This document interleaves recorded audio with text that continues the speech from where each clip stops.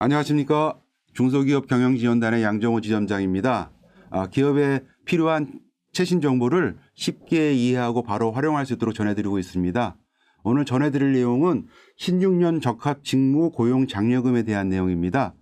만 50세 이상 구직자를 채용하시게 되면 1인당 연간 960만 원 지원하는 제도가 있습니다. 이 제도를 또 활용하시면 또 회사 업무에 많은 도움이 되실 것 같습니다. 이 신중년은 만 50세 이상 실업자를 좀 지칭하고 있습니다. 그래서 근데 이 신중년 적합 직무 이름 자체에서도 이제 적합 직무라고 되어 있듯이 50세 이상 구직자를 채용해야 될 직무가 별도로 좀 정해져 있습니다. 그래서 그 직무에 적합한 사람을 기업이 채용을 했을 때 그때 정부에서 이렇게 지원을 좀 해주겠다라는 부분이고요. 기업은 우선 지원 대상 기업하고 중견 기업에 지원을 좀 하고 있습니다.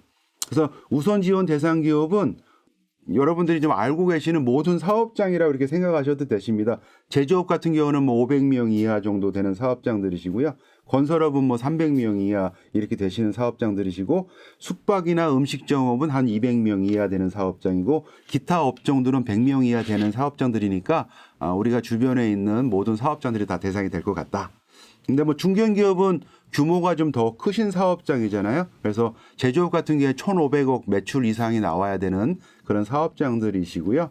자산 총액도 한 5천억 이상 넘어가는 이런 사업장들이시니까 이런 부분들은 좀 참고하실 필요가 있으시고, 이 우선 지원 대상 기업들을 대상 기준으로 봤을 때 1인당 연간 960만 원이세요. 연간에 960만 원이니까 요걸 3개월 단위로 끊어서 지원을 해드립니다. 그래서 80만 원, 80만 원, 80만 원에서 합쳐서 240만 원을 갖다가 3개월 급여를 받은 이후에 신청해서 지급받는 제도이다. 이렇게 보시면 되시고, 중견기업은 그거에 이제 떨어져 있는 50% 좀 빠져 있는 120만 원 이렇게 좀 지원이 된다는 부분이고요. 지원 수준은 근데 지금 이 80만 원이라는 거는 임금의 80% 한도입니다. 혹시 임금이 그럴 일은 없지만 50만 원이라면 40만 원밖에 안 나오시는 거죠. 80만 원을 맞췄다 그러면 88은 64, 64만 원만 나오는 거다. 그렇게 이해하시면 되실 것 같고, 지원 인원 같은 경우는 전년도 말에 재직돼 있는 고용보험 신고 인원수가 있으실 거예요.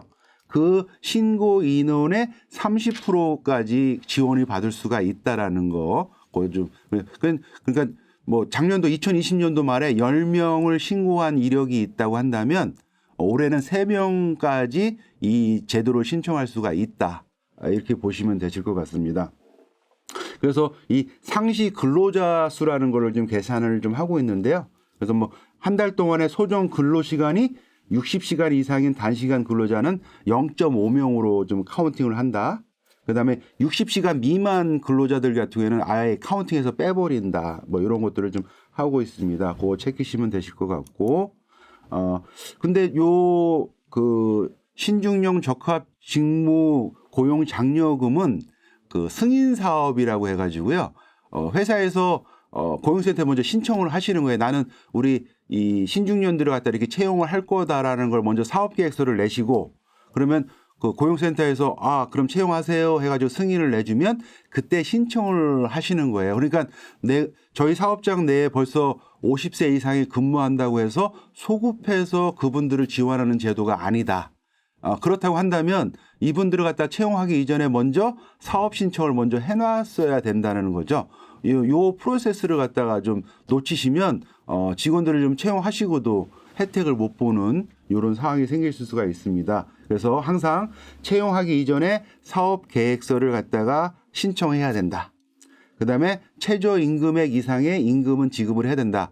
근데 최저임금이라고 하시니까 우리가 182만 2,480원이 지금 최저임금으로 이렇게 이해하고 계시잖아요. 근데 시급으로 이해하시는 거예요. 시급으로. 그러니까 급여는 내가 100만 원을 지급을 했지만 그걸 시급으로 계산했을 때 8,720원이 넘어간다면 최저임금을 맞춰서 주신 거예요. 그죠? 그럼 그렇기 때문에 내가 월 급여를 얼마를 주느냐를 기준으로 보지 마시고 이거 시급으로 따졌을 때 나오는 시급이 최저임금을 넘고 있느냐 안 넘느냐 이렇게 보시는 겁니다. 당연히 4대 보험 가입돼 있으셔야 되고요. 그중에서도 특히 고용보험은 필수로 가입돼 있으셔야 됩니다.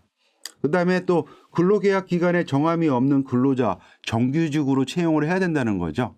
정규직으로 뭐 6개월, 9개월, 1년 이런 식으로 끊으시면 근로계약서가 이렇게 같이 올라가거든요. 거기에 기간이 정해져 있으면 탈락됩니다. 탈락되는 거니까 없어야 됩니다. 그래서 제가 신청 절차를 좀 간단하게 넣어놨는데요. 채용 전에 관할 고용센터에 참여 신청서를 제출한다. 온라인이나 현장 접수가 가능하다. 그러니까 승인 여부에서 심사를 받고 승인이 나면 근로자를 채용하신다.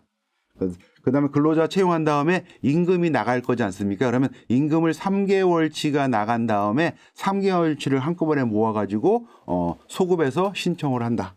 그러면 장려금이 나올 거고 이런 제도를 갖다가 정확히 잘 활용하고 있는지 지도 점검이 나올 수가 있다. 이렇게 좀 보시면 되실 것 같으세요.